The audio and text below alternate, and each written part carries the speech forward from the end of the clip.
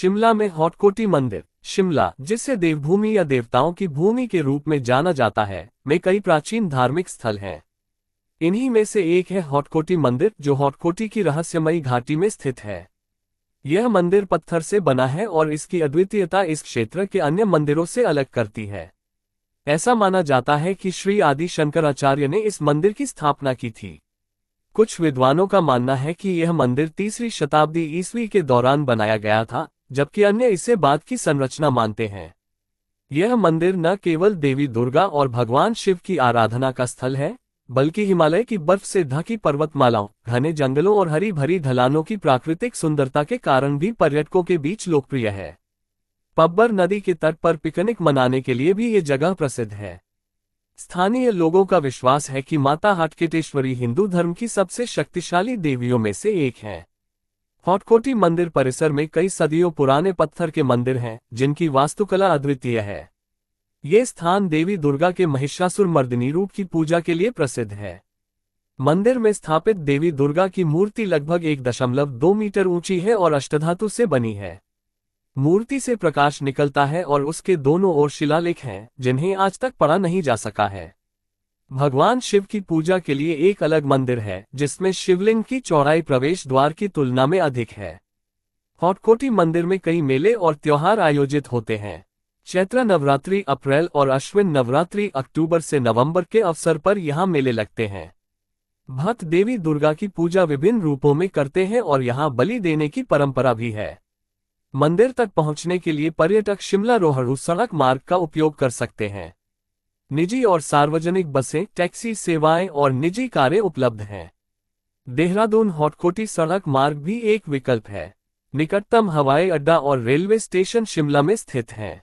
मंदिर प्रतिदिन सुबह 6 बजे से रात 10 बजे तक खुला रहता है। यहाँ प्रवेश निःशुल्क है और फोटोग्राफी की अनुमति भी है। हॉटकोटी मंदिर शिमला से लगभग 105 किलोमीटर दूर पब्बर नदी के। हॉटकोटी मंदिर की मान्यताएं और चमत्कार। मंदिर के नियम और अनोखा चरु।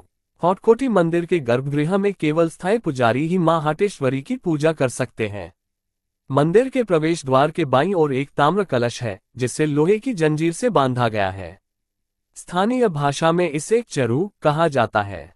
मान्यता है कि इस चरु की लोहे की जंजीर का दूसरा सिरा मां हाटेश्वरी के पैरों से बंधा है। पब्बर नदी और चरु का रहस्य।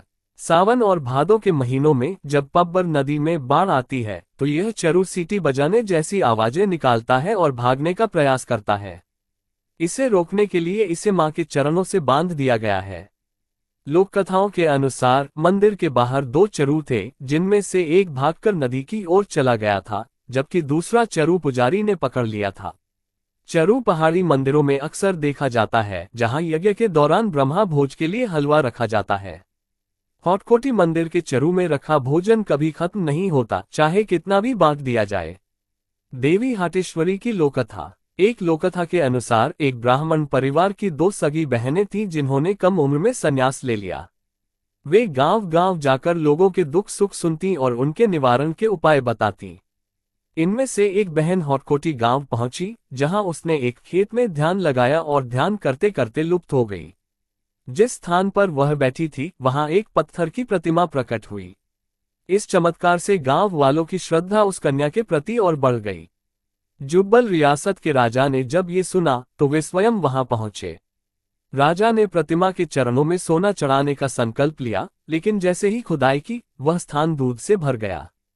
इसके बाद राजा ने वहां मंदिर बनवाने का निर्णय लिया और लोगों ने उस कन्या को देवी के रूप में पूजना शुरू कर दिया। तब से यह मंदिर हाटेश्वरी देवी के नाम से